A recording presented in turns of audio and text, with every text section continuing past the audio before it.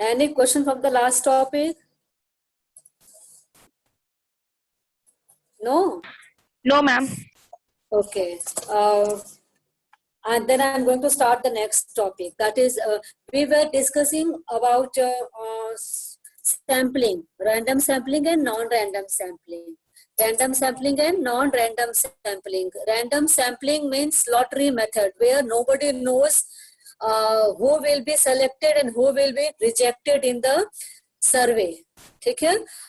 If a survey is going to be conducted in a particular area, then in that area, whatever number of people are deciding, among them nobody knows whether he or she will be selected for the survey or not. In fact, investigator himself doesn't know the whether the particular man or woman will be selected for responding the question or not. So it completely depends upon the luck by chance. कोई नहीं जानता है तुम्हारा selection होगा कि नहीं होगा, ये मुझे खुद भी नहीं पता है. तो it is totally impartial sampling method. It is totally impartial sampling method. ये बिल्कुल पक्षपात रहित है, किसी को नहीं पता कि किसका सिलेक्शन होगा. ये lottery method is the best example of it. Okay, so random means without making a proper planning. If we kick the ball, we are not knowing whether ball will go to the right hand side or left hand side. Without making any proper plan, we are kicking the ball, we are hitting the ball. तो कोई planning नहीं है कि मुझे किस तरफ गोल करना है. मैंने बस एक बार उसे अपना ऐसे पुश किया, धक्का दिया, वो बॉल उड़ गया. तो without making plan is called random. Similarly, in lottery system, nobody knows that who will be selected. That is called the lottery system, and lottery system is a best example of random sampling. It is best example of random sampling. On the other hand, if we look at the non-random sampling, then in case of non-random sampling, several examples may be there. Okay, that is quota sampling, convenience sampling. These are the some of the example of non-random sampling. ठीक है. अच्छा, non random में stratified sampling भी आता है, systematic sampling भी आता है, कोटा सैम्पलिंग भी आता है और कन्वीनियंस सैम्पलिंग भी आता है. तो रैंडम सैम्पलिंग का केवल एक एग्जांपल है, रैंडम सैम्पलिंग का केवल एक एग्जांपल है, और वो है lottery system. That is the lottery system. Lottery system is the example of random sampling, whereas stratified sampling, systematic sampling, quota sampling, judgment sampling, convenience sampling, these are the examples of non-random sampling. ठीक है. उसमें proper उसमें planning होता है कि मुझे कैसे sampling करना है, ये मुझे पता है कि मुझे कैसे सैम्पलिंग करना है, लेकिन उसमें भी थोड़ा सा हम लोग लॉटरी का हेल्प ले सकते हैं, थोड़ा सा हम लोग लॉटरी का हेल्प ले सकते हैं. ठीक है. जो कल मैंने बताया था कि पहले हम लोग सिलेक्शन कर लेंगे कि दूर जो घर हैं उनको सर्वे में इंक्लूड नहीं करेंगे, जिनका घर मेरे घर के पास है उन बच्चों को मैं सर्वे में इंक्लूड कर लूंगी, लेकिन जिन बच्चों का घर मेरे घर के पास है, out of them who will be selected, that for that I can use the lottery system. तो चलो जो भी हो, it may be lottery system, it may be stratified sampling, it may be convenience sampling, it may be judgment sampling, but all are the part of sampling method, where out of 100 we have to select any few. Out of 500, we have to select any 50. Out of 50, we have to select any 5. Out of 1000, we have to select any 10. So we have to select only few people as the sample. Not all will be included. बात समझे? बात समझ में आई? मैंने क्या कहा सौम्या? बात समझ में आई? ऋत्विका, रिपीट मैं कर दूं फिर से? चलो मैं फिर से एक बार रिपीट कर दे रही हूँ. ठीक है. आदित्य कुमार, आसिफ कुमार, अमीशा राय, हर्ष कुमार, करिश्मा, निशी. ओके, ठीक है. और जो बच्चे क्लास में हैं वो थ्रू आउट क्लास में रहेंगे, ठीक है। आदित्य कुमार क्लास में हो तो रहोगे, अगर क्लास के बाहर गए तो फिर एंट्री नहीं मिलेगी भाई नेक्स्ट टाइम में, नेटवर्क इशू हो गया।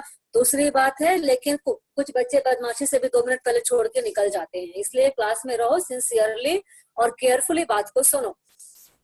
एग्जाम पास आ रहा है, एग्जाम पास आ रहा है इसीलिए, है ना, इसलिए मुझे तो डर लग रहा है कि तुम लोग कैसा लिखोगे, कितना मार्क्स मिलेगा, तो तुम लोग को भी तैयारी शुरू कर देनी चाहिए।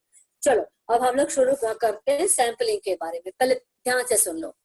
Sampling, 2 methods were there, that is census method and sample method. Census method and sample method, okay. In census method, if in my class 46 students are there, then out of 46 I have to invite all 46 students. I have to call each and every student for the survey.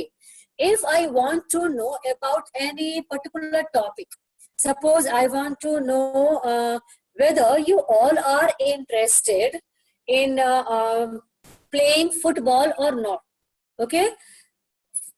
Because of this topic, I have started survey. मैं सर्वे करना चाह रही हूँ कितने बच्चे इसमें interested रहते हैं मेरे क्लास के। Then I will call all the student one by one, roll number 1, roll number 2, roll number 3, up to roll number 46.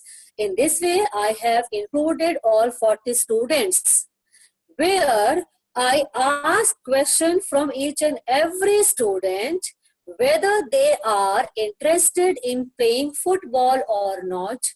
Then it is called census method, because census method is also called method of complete enumeration.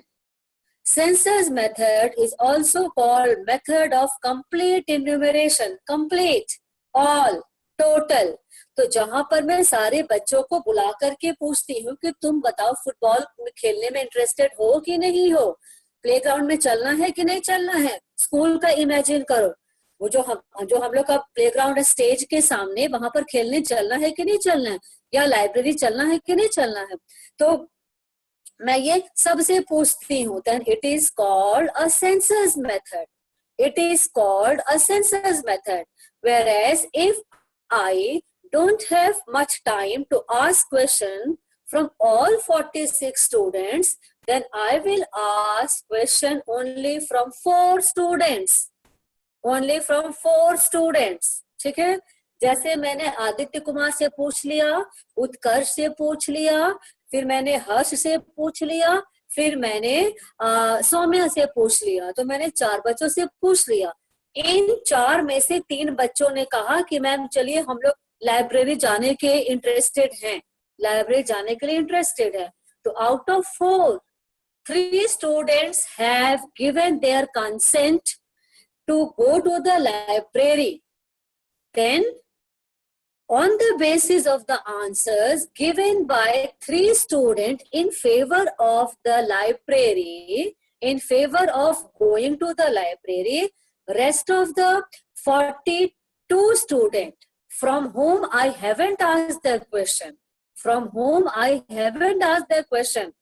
So on the basis of the answer given by 3 students, I will take all of you to the library. I will take all the 46 to the library. Why? Because it is just like a small survey. मेरे पास time नहीं है, मैं सबसे क्यों पूछूं, तो मैंने 4 से पूछा, 4 में 3 ने कहा कि मैम चलना है, इसने कहा कि मैम नहीं चलना है, तो मैं मेजॉरिटी ऑलवेज विंस, तो मैं इन तीनों की बात को मान करके और इसके आंसर को इग्नोर करके मैंने सारे क्लास के बच्चे को लाइब्रेरी में ले गई। This is called what? Sample method. This is called sample method. This is called sample method. ठीक है? Now, there is no type of census method, but there are so many types of sample method. There are so many types of sample method. तो sample method का बहुत सारा type है। अब ये तुम लोग के मन में आ रहा होगा कि मैम बताइए तो आप 46 में से 4 को चुनी, आपने उन्हें चारों को क्यों बुलाया? आपने उन्हें चारों को क्यों बुलाया? तो मैंने अपने कन्वीनियंस से बुलाया, कन्वीनियंस सैम्पलिंग। मैंने जजमेंट से बुलाया, जजमेंट सैम्पलिंग। मैंने कुछ सोच करके बुलाया, तो मैं क्या सोच करके उन्हीं चारों को कॉल करती हूँ और सारे बच्चों पर डिसीजन मैं थोप देती हूँ, वो क्या मेरी सोच है, उसी को कहते हैं methods of sampling. That is called methods of sampling. And now I am showing the methods of sampling to all of you. ठीक है, अब इसमें से तुम लोग देखो कि क्या क्या सैम्पलिंग मेथड है ना। तुम लोग को मैं पहले अच्छी तरह से ये बता देती हूँ कि तुम लोग अगर अपने एनसीईआरटी बुक में देखोगे तो तुम लोग को बहुत सारा टाइप्स दिखेगा at page number 18. At page number 18 you can get the types of the non-random sampling in the last line of this topic, in the last line of this topic. ठीक है, जैसे कि तुम लोग यहाँ पर देखो, पहले मैं तुम लोग को बता दूं, तो तुम लोग को मैम केवल भाषण दे रही हैं, बता नहीं रही हैं। देखो यहाँ पर देखो, non-random sampling, page number 18. At page number 18 you can get this topic, non-random sampling. In non-random sampling, in last portion of this topic you will get several names. They are mainly selected on the basis of judgment, purpose, convenience or quota and are non-random samples. ठीक है, actually these are the types of the non-random sampling. These are the types of the non-random sampling. ठीक है, अब इसमें judgment एक type है sampling का, purpose एक टाइप है सैम्पलिंग का, कन्वीनियंस एक टाइप है सैम्पलिंग का, कोटा एक टाइप है सैम्पलिंग का। ठीक है, अब अच्छा इसमें सिस्टमेटिक नहीं दिया हुआ, सिस्टमेटिक नहीं दिया हुआ है, इसमें स्ट्रेटिफाइड नहीं दिया हुआ है, तो वो सारा मैं तुम लोग को अभी बता रही हूँ। ठीक है, तो तुम लोग इसको पहले ध्यान से देखो। अच्छा, कल मैंने तुम लोग को क्या क्या बताया था कि सैम्पलिंग जो होता है, sampling method is of several types. Sampling method is of several types. We have seen, first of all, systematic sampling. We have seen systematic sampling. We have seen judgment sampling. We have seen judgment sampling. We have seen convenience sampling. We have seen convenience sampling. These three types of sampling methods have already been completed. We have completed this topic yesterday only. ठीक है, अच्छा अब तुम लोग इसको ध्यान से पहले देखो, जजमेंट को ही पर्पसिव मेथड भी कहते हैं। ठीक है, it is also called purposive deliberate sampling और जजमेंट सैम्पलिंग। इसी को हम लोग पर्पसिव सैम्पलिंग भी कहते हैं। पर्पसिव किसी पर्पस के लिए, खास पर्पस के लिए। ठीक है, खास पर्पस के लिए। अगर क्लास में कुछ बदमाशी होती है, ठीक है, क्लास में कुछ बदमाशी होती है, तो बदमाश बच्चों का जो टीम होता है ना, उसमें वो अगर मान लो कि वो बदमाश के टीम में तो है लेकिन थोड़ा वो लॉयल भी है, टीचर के प्रति थोड़ा सा वो ऑनेस्ट भी है, तो मैं उसी को बुला करके इंक्वायरी करूंगी कि भाई बताओ इस बदमाशी में कितने बच्चे थे। तो मेरा पर्पस यहाँ पर है जो मिस्चीफियस बच्चे हैं उनको पकड़ना। तो मिस्चीफियस बच्चों को पकड़ने के लिए मेरा एक प्रॉपर पर्पस है। इस पर्पस के लिए मैं उसी बच्चों को सेलेक्ट करूंगी इंक्वायरी में जो उन बदमाश बच्चों के साथ उनकी फ्रेंडशिप चलती है। ठीक है, बदमाश मतलब ऐसा थोड़ी कि बहुत बड़ा क्राइम किया है, वो हल्का फुल्का जो बच्चे बदमाशी करते हैं, तो उस टीम में अगर क्लास में बंक कोई बच्चे मारते हैं, ठीक है, तो हम लोग पूछते हैं कि भाई कौन कौन तुम्हारे साथ बाहर गया था बताओ, तो वो बता देता है।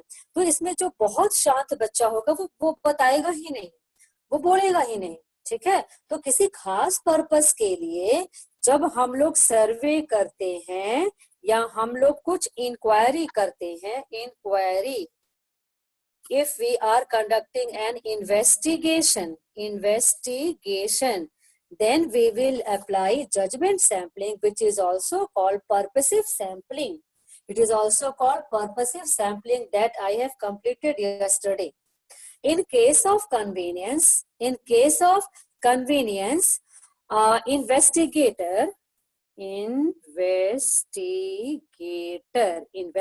जो है ना, जो इन्वेस्टिगेटर है, इसका ये जो इन्वेस्टिगेटर है, ये क्या करता है, इसका कान वान भी है, ठीक है, ये क्या करता है कि ये अपना इजीनेस देखता है, ये अपना देखता है कि मेरा काम कैसे इजी वे में हो सके, इजी वे में हो सके, कैसे कन्वीनियंस, जो इसको अच्छा लगता है, जो इसके लिए कन्वीनियंट है, ठीक है। तो yesterday I gave the example of locality. I gave the example of locality that I will prefer to call those students who are living near my school or near my home. Those students who are living near my home, to them I will call them. ठीक है, I will call them. जैसे कि ये मेरा घर हो गया, ठीक है, ये मेरा घर है, तो यहाँ पर अगर ऋषभ का घर है, ठीक है, यहाँ पर अगर शिवम का घर है, पास में घर है, यहाँ पर अगर सौम्या का घर है, तो मैं इन्हीं तीनों को कॉल करूंगी, और बाकी जिनका घर थोड़ा दूर है मैं उनको छोड़ दूंगी, तो ये मेरा कन्वीनियंस हो गया, इनके घर जाना मेरे लिए कन्वीनियंट है, या I can call them to my house, I can call them to my house. So this is called convenience sampling. This is called convenience sampling, है ना। तो इसका भी घर है, इसका भी घर है, 1 2 3 4 5, लेकिन मैंने बुलाया केवल 3 लोगों को। अगर देखो, अगर सेंसस होता ना, अगर सेंसस होता तो I will have to call all of them, I will have to call all of them, but because it is sampling method, so I will call only few of them, because in sampling method only few are selected, not all, only few are selected out of 100 observations, out of 100 families. अगर 100 families हैं, तो I have told you already that out of 100, because of lack of money and because of lack of time, I will prefer to call only 10 family, only 10 family.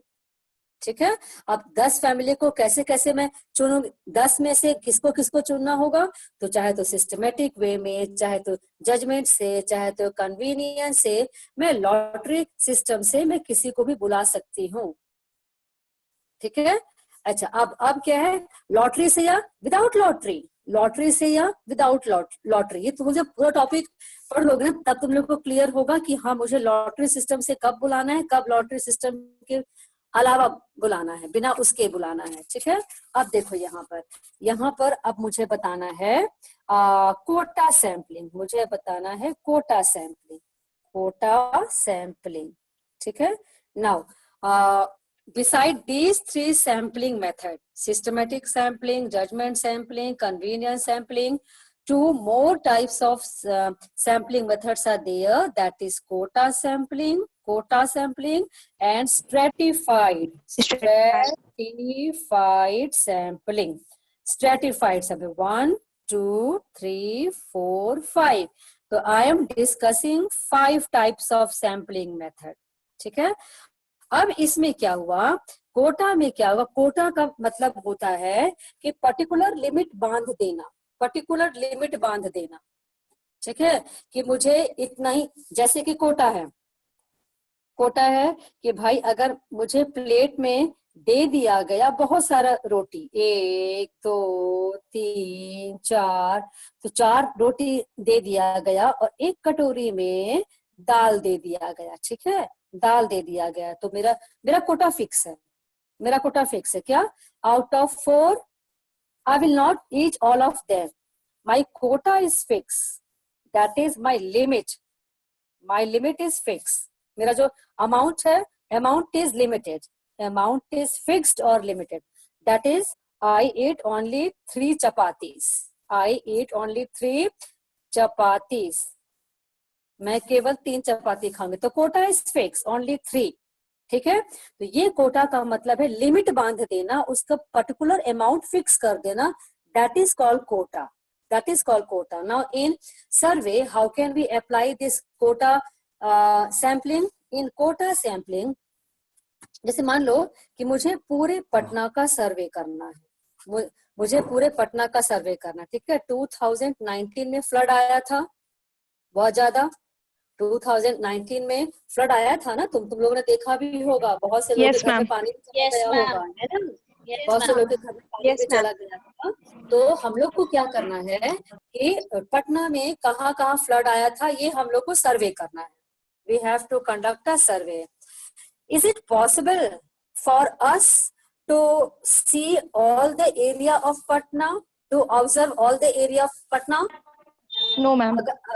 अगर कहा जाए आना है, अगर एक दिन में बताना है कि कितने लोग ये सफरर थे, कितने लोग सफरर थे इसमें, तो भाई एक दिन में पटना में आशियाना है, ठीक है, पटना में आशियाना है, फिर कंकड़ बाग है, कंकड़ बाग हो गया, तो पटेल नगर हो गया, है ना, फिर और भी इलाका हो गया तुम्हारा, पुनाईचक हो गया, पुनाईचक हो गया, बहुत सब इलाका है। तो मैं क्या करूंगी कि इतने में से मैं क्या एरिया कोटा फिक्स कर दूंगी, कोटा फिक्स कि कंकड़ बाग में केवल हनुमान नगर में जाना है, हनुमान नगर में जाना है, आशियाना में एजी कॉलोनी जाना है। आशियाना में और भी कॉलोनीज है बच्चों, आशियाना में और भी कॉलोनीज है, और भी एरिया है, लेकिन आशियाना का केवल एजी कॉलोनी जाना है। इसी में से किसी किसी के घर जाकर के देखना है कि उनके घर में पानी लग गया है कि नहीं। कंकड़बाग में बहुत सारे एरिया है, मुझे नहीं पता, मैं ज्यादा वहां गई नहीं हूँ, तो कितना मुझे केवल ये याद है, तो मैं बहुत सारे मोहल्ले को छोड़ करके मैं केवल हनुमान नगर गई, ठीक है। पुनाई चक में बहुत सारा गली है, बहुत सारा वहां पर गली है, मैं एक बार केवल गई हूँ, तो केवल इस गली में मैं जाकर के सर्वे करूंगी। पटेल नगर में भी बहुत सारे लोग रहते हैं, मैं एक पर्टिकुलर एरिया में जाऊंगी। तो when I fix a particular area to where I have to go, that is called the quota survey. That is called the quota sampling. That is called quota sampling. ठीक है, तो method in which population is divided into different groups or classes. Method in which population is divided into different groups or classes according to different characteristics of the population. That is called quota sampling. मतलब यहाँ पर क्या है ना कि मैं कुछ, जैसे देखो मैंने कंकड़ बाग को तो चुना, कंकड़ बाग को मैंने सेलेक्ट किया है, क्यों? क्योंकि कंकड़ बाग हर बार फ्लड में डूबता है कि नहीं डूबता है? कंकड़ बाग हमेशा लो लेवल इसका है, लो लेवल है ना, मतलब ये लो इसका जमीन जो है थोड़ा नीचे की तरफ है, तो इसीलिए यहाँ पर बाढ़ आता है, तो इसीलिए मैंने इसको सेलेक्ट किया। लेकिन इसमें भी मैंने केवल हनुमान नगर वाले एरिया को सेलेक्ट किया, और इसके अंदर भी मैं किसी किसी फैमिली के पास जाऊंगी। It may be convenient, it may be convenience sampling, it may be convenience, बात समझे। सैम्पलिंग में कोटा सैम्पलिंग, और कोटा सैम्पलिंग के अंदर convenience sampling, because it is not possible for me to go everybody's house, because several people, thousands of people are living here, thousands of families are living here. So out of thousands, for according to my convenience, I can go to only 10 families home. मैं केवल 10 family के घर जाऊंगी। तो पहले तो मैंने कोटा कर लिया, फिक्स कर लिया कि पूरे पटना में मैं हर जगह नहीं, आशियाना, कंकड़बाग, पुनाईचक, पटेल नगर। अब इसमें भी मैं कंकड़बाग के हनुमान नगर, आशियाना के एजी कॉलोनी, इसका एक पर्टिकुलर कोई एरिया है, नाम नहीं पता मुझे, पुनाईचक में बहुत सारा लेन है, उसमें एक लेन में मैं जाऊंगी, और उसके अंदर भी मैं जब जाऊंगी तो अपने कन्वीनियंस के अकॉर्डिंग मैं किसी किसी के घर चली जाऊंगी। Is that clear to all? Is that clear?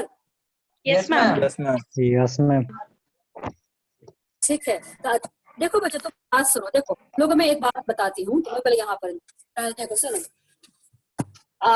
देखो तुम्हें पहले ध्यान से सुनो कि हम लोग जो पढ़ते हैं ना, तुम लोग को मैं बिल्कुल फ्रैंक बात बताती हूँ, हम लोग जो पढ़ते हैं ना, तो वैसा प्रैक्टिकल लाइफ में नहीं होता है।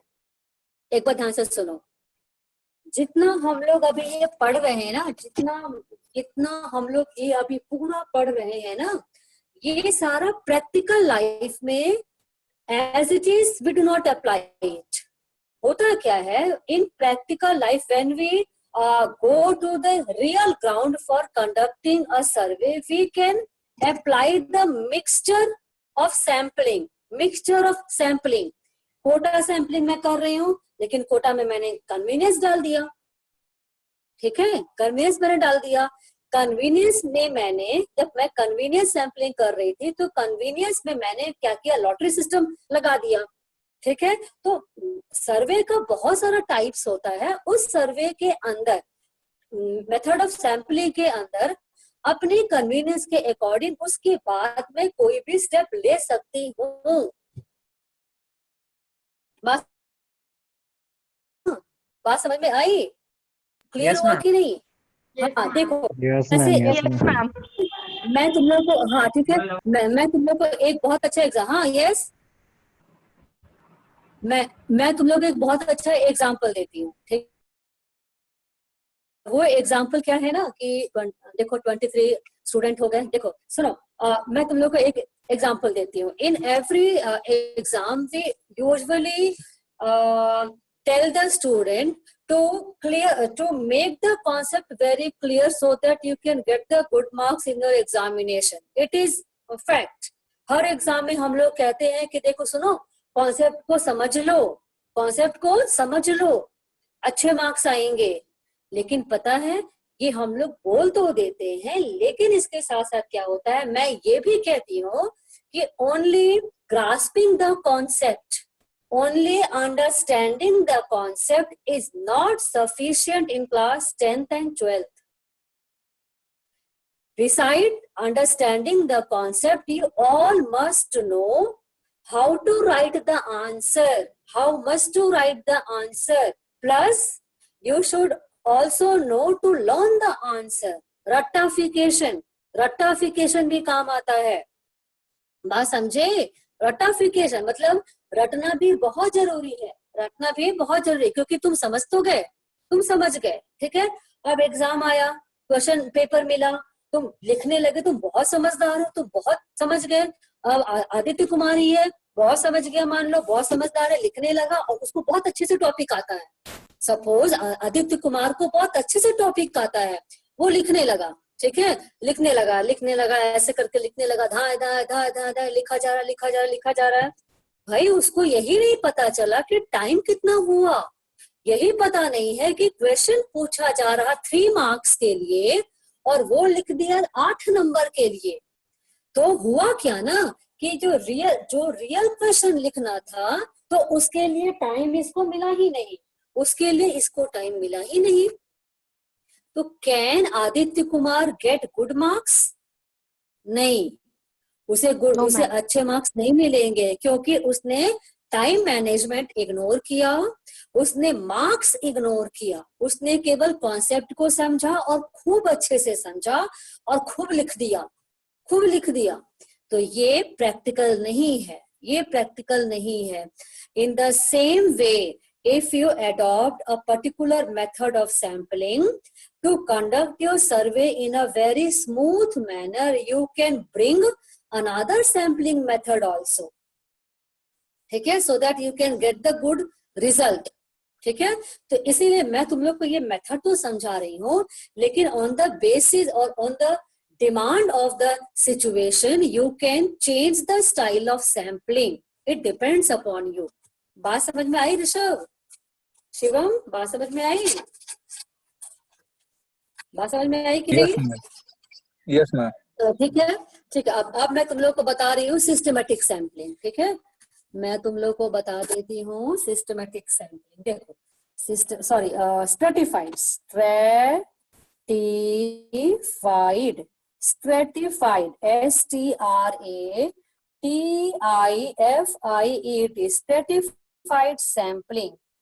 stratified sampling. ठीक है, अब the main word is strata. S-T-R-A-T-A, strata. This strata means class. It means group which carries same characteristic, which carries same characteristics.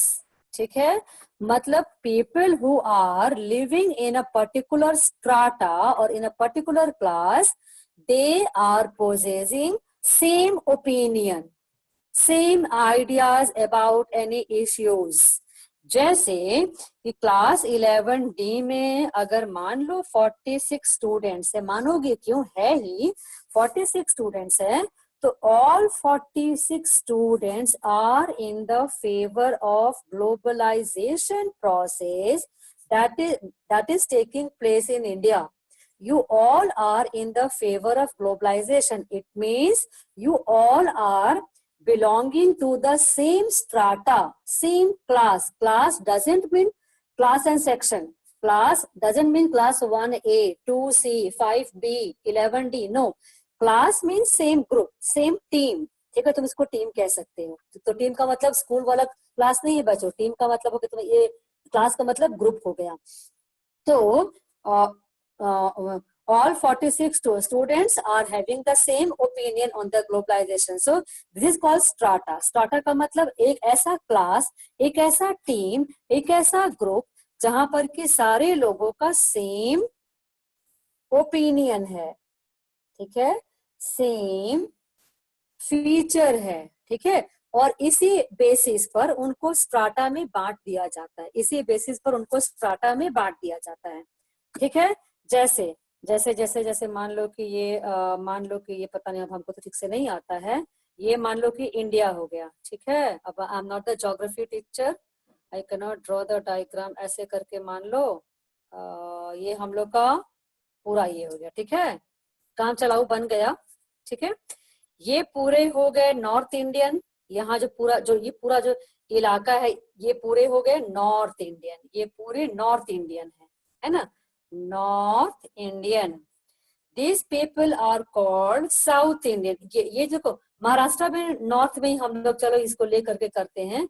ये पूरे हो गए तुम्हारे, ये मान लो कि पूरा हम लोग का नॉर्थ इंडिया का पूरा ये इलाका हो गया. ये हो गया साउथ इंडियन. तमिलनाडु, आंध्र प्रदेश, केरल, कर्नाटका सब इसमें आ गए. उड़ीसा भी हम लोग ले लिए. ये तुम्हारा आ गया ईस्ट इंडियन. East Indian. ठीक है, now these are the three strata. These are the three strata. Three stratas are there. Three stratas are there.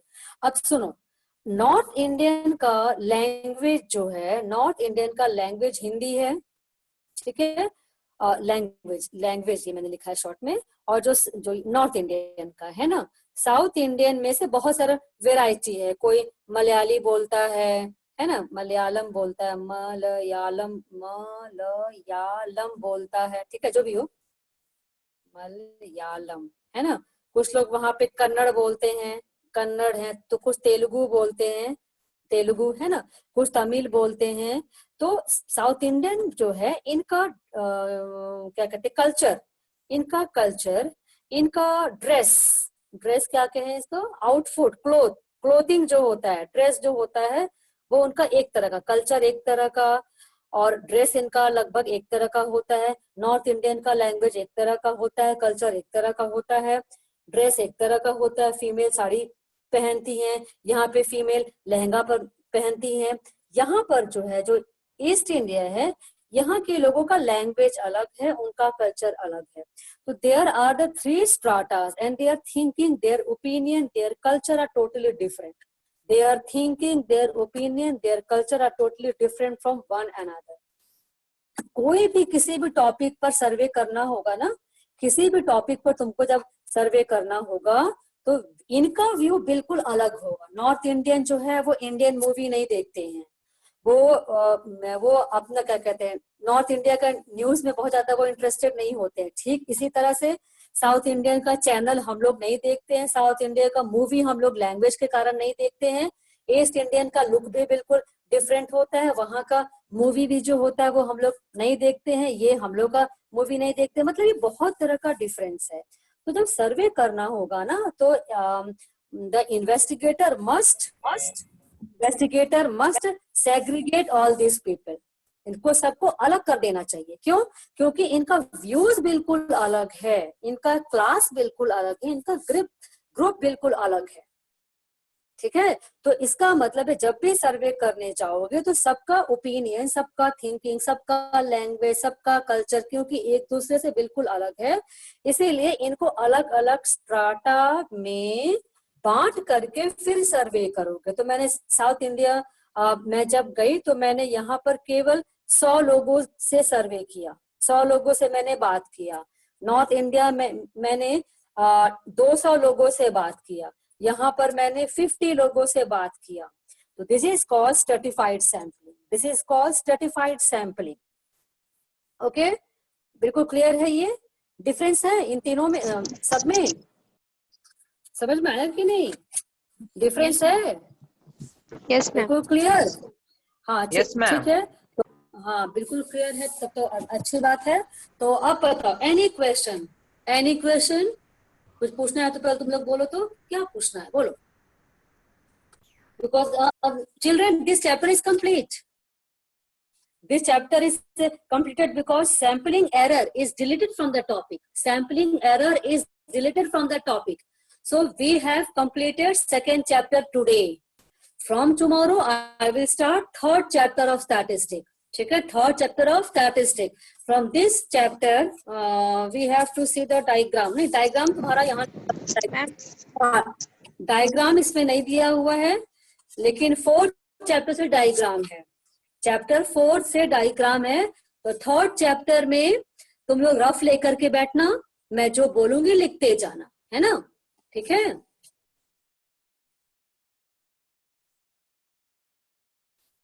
ठीक है। अमीशा, आशिका, अतूफा, ऋषभ, शिवम, वेयर इज, चलो ठीक है। एनी क्वेश्चन बोलो पहले। आदित्य कुछ पूछना है? आदित्य कुछ पूछना है? Ma'am, Census of India and SSO census of India? क्या census of India? and SSO deleted है। सेंसस ऑफ इंडिया नहीं, Yes, ma'am. कहाँ है?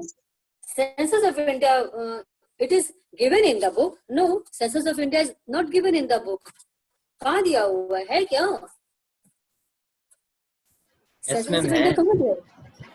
कहाँ बताओ तो, Census of India Page 19 में।